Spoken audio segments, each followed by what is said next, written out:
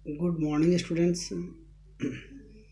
आज के इस वीडियो में हम लोग पढ़ेंगे class 10th Hindi prose lesson number 11 Bal Govind भगत का पेज नंबर 68 to 69।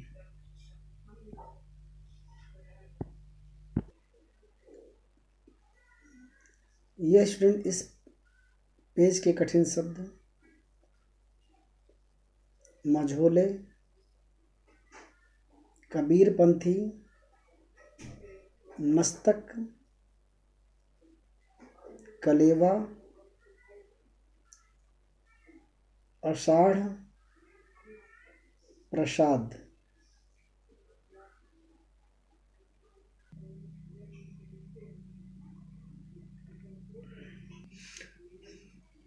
तो स्टूडेंट्स, बाल गोविंद भगत पाठ शुरू करने से पहले इस पाठ के लेखक राम वृक्ष बेनपुरी के बारे में थोड़ा सा देखते हैं। यह स्टूडेंट राम वृक्ष बेनपुरी का जीवन परिचय आपकी किताब में दिया गया है।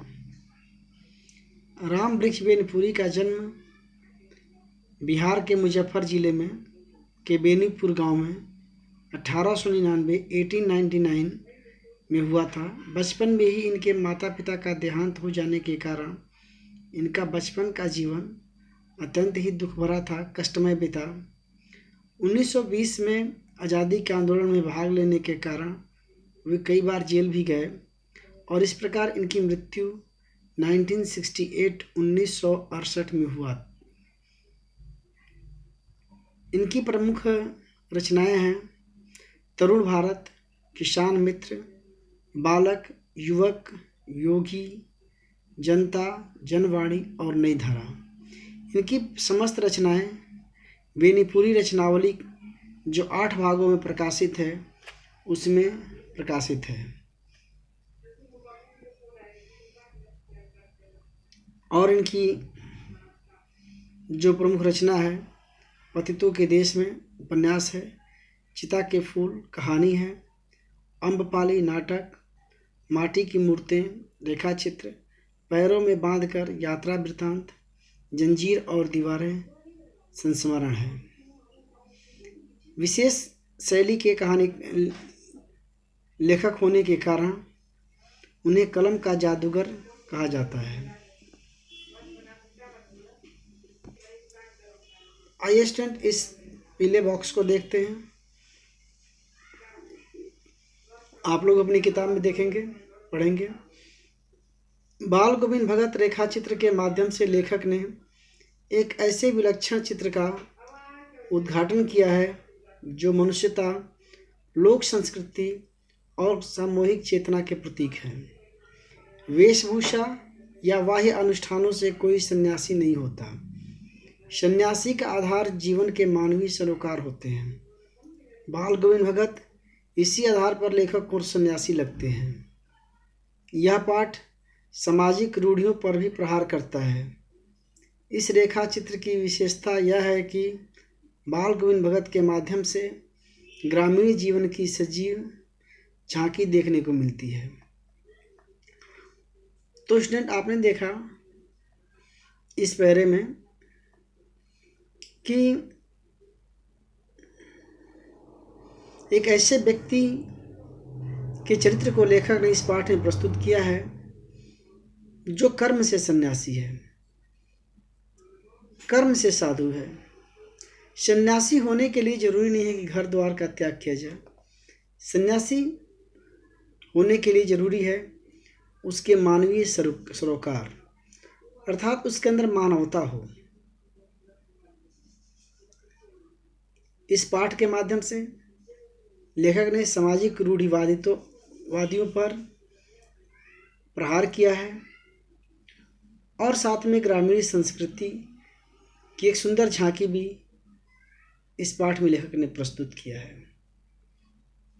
तो आइए देखते हैं बाल गोविंद भगत का फर्स्ट पेज। तो ये स्टूडेंट बाल गोविंद भगत का फर्स्ट पेज। बाल गोविंद भगत मझोले कद के गोरे चिट्ठे आदमी थे। 60 के ऊपर के होंगे। बाल पक गए थे।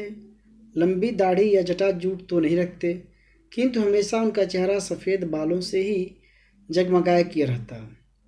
कपड़े बहुत कम पहनते, ऊपर से एक लंगोटी मात्र और सिर में कबीरपंथियों की सी कनफटी टोपी। जब जाड़ा आता एक काली कमली ओढ़े रहते। मस्तक पर हमेशा रामानंदी चंदन, जो नाक के एक छोर से औरतों के टीके की तरह शुरू होता। गले में तुलसी के जड़ों की बेडौल माला बांधे रहते।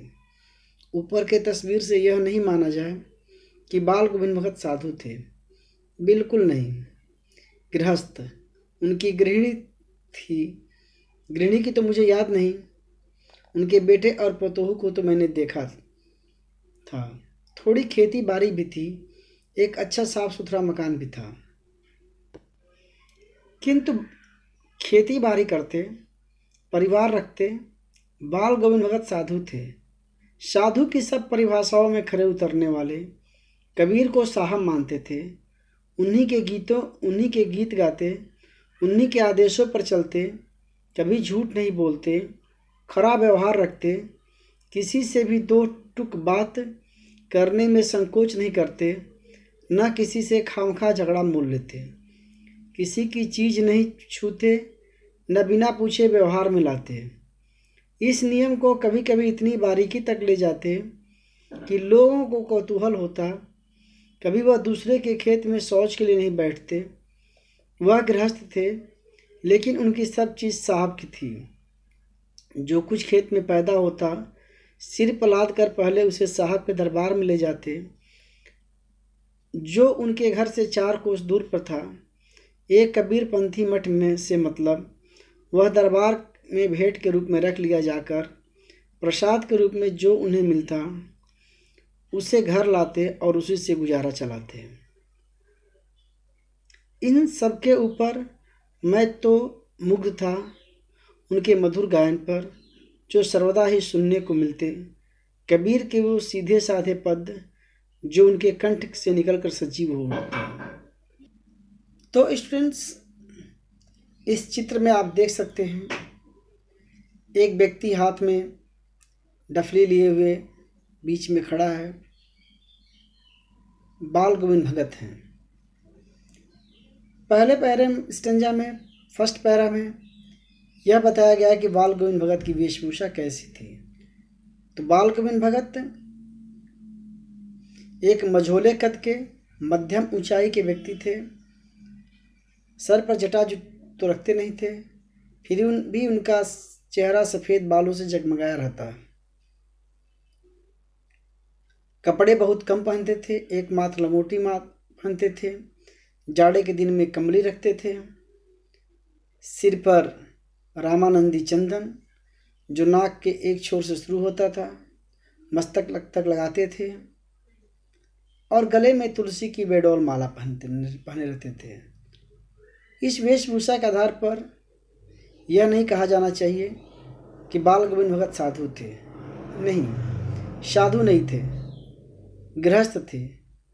उनकी पत्नी थी, बेटा था, पतोह थी, घर था, सब कुछ था। बाल गोविंद भगत कबीर को अपना साहब मानते थे, भगवान मानते थे। उन्हीं के बताए आदर्शों पर चलते थे। कभी झूठ नहीं बोलते थे। किसी दूसरे के वस्तु को बिना पूछे हाथ नहीं लगाते थे और यहाँ तक कि कभी दूसरे खेत में शौच के लिए भी नहीं बैठते थे। उनका मानना था कि सब चीज़ साहब की है, भगवान की है।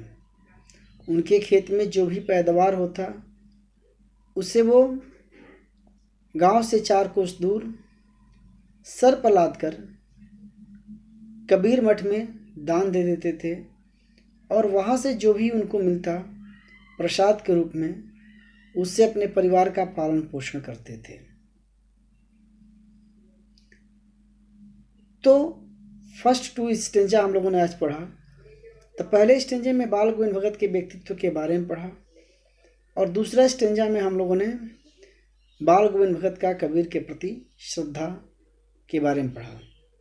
तो आज के लिए स्टूडेंट इतना ही। एक होमवर्क क्वेश्चन दे रहा हूँ, उसको आपने कॉपी में करेंगे। एक्सरसाइज से भी संबंधित है वो क्वेश्चन। ये होमवर्क स्टूडेंट, भगत के व्यक्तित्व को अपने शब्दों में लिखिए। भगत के व्यक्तित्व को अपने शब्दों में लिखिए। तो आज के वीडियो में इतना ही student. Thank you all of you. Bye.